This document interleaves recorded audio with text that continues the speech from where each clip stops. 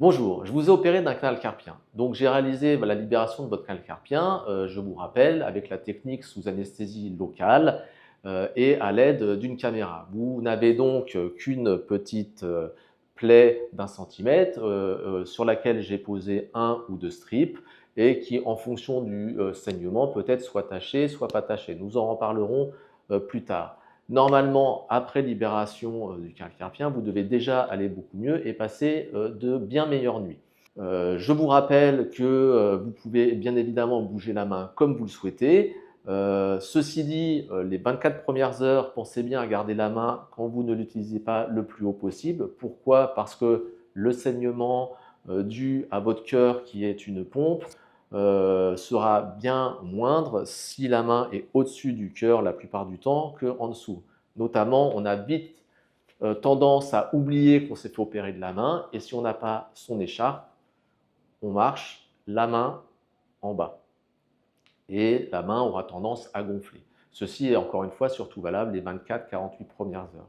Ceci étant dit, en dehors de ces périodes de repos de la main, n'oubliez pas que vous pouvez utiliser votre main comme bon vous semble et vous êtes juste limité par votre propre douleur. Je vous rappelle aussi que la chirurgie peut engendrer des douleurs dans la paume de la main, ceci est tout à fait normal, que si la paume de la main gonfle un peu, c'est tout à fait normal et qu'il peut aussi dans certains cas y avoir un hématome dans la paume de la main et dans l'avant-bras qui correspond au saignement post-opératoire.